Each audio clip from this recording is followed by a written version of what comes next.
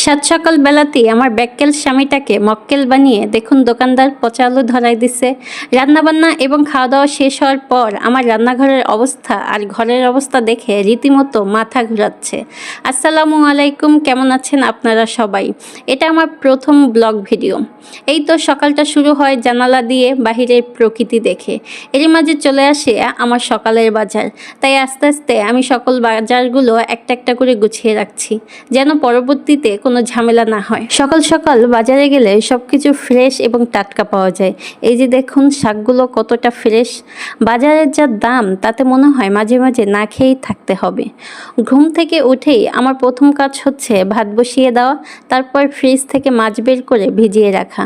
এরপর নিজেকে একটু ফ্রেশ করে চিয়া সিড ভিজানো পানি খেয়ে নিই। এটা হলো আমার প্রতিদিনের রুটিন। আজকে সকালের জন্য রান্না করেছি সবজি খিচুড়ি। মুরগি দিয়ে এই সবজি খিচুড়িটা আমার স্বামীর অনেক পছন্দের। এরই মাঝে শুরু হয়ে যায় বাহিরে ঝিরি ঝিরি বৃষ্টি। যাই হোক, আমি চলে যাই আমার পরবর্তী রান্নাগুলো শেষ করতে। আজকে রান্না করেছি রুই মাছ দিয়ে বটবটি তরকারি। স্বামী এবং বাচ্চাকে সকালে খাবারটা দিয়ে আমি চলে আসি স্বামীর দুপুরে খাবারের বক্স রেডি করতে।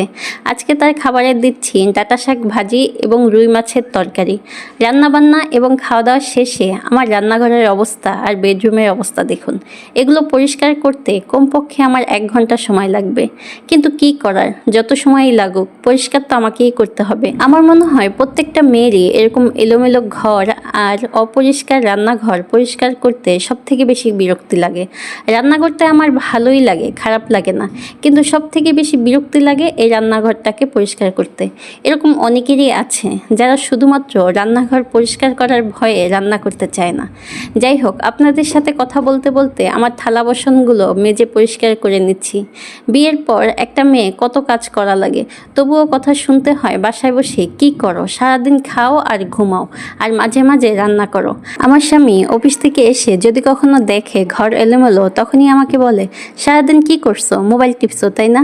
তার উত্তরে আমি যদি বলি সব কাজ তো আমিই করি, রান্না বান্না ধোয়া মোছা, একদিন একটু ঘর এলোমেলো থাকলে কি হয়? আমার স্বামী তার উত্তরে কি বলে জানেন? কি এমন কাজ করো, সারাদিন তো বাসায় বসেই থাকো, ঘরটাকেও গুছিয়ে রাখতে পারো না, শুধু রান্না করো আর খাও। আমি তো আর দেখি না এর থেকে বেশি কাজ আছে। সারাদিন যত কাজই করি না কেন, সত্যি কথা বলতে সারাদিন যত কাজই করি না কেন, কাজ করতে করতে যদি অজ্ঞান হয়ে যায়, তবুও আমার স্বামীর কাছে মনে হবে আমি কোনো কাজই করি না, আমি শুধু সারাদিন খাই, ঘুমাই আর মোবাইল দেখি। যাই হোক, আপনাদের সাথে কথা বলতে বলতে আমার সকল কাজকর্ম শেষ। এই দেখুন থালা বাসনও সব ধোয়া হয়ে গেছে, ঘর গোছানো হয়ে গেছে। সবাইকে অসংখ্য ধন্যবাদ এবং শুভেচ্ছা আমার ভিডিওটি দেখার জন্য। যদি আমার ভিডিও ভালো লেগে থাকে অবশ্যই আমার পেজে একটা ফলো দিয়ে আমার পোস্টে লাইক কমেন্ট করবেন। ধন্যবাদ, ভালো থাকবেন।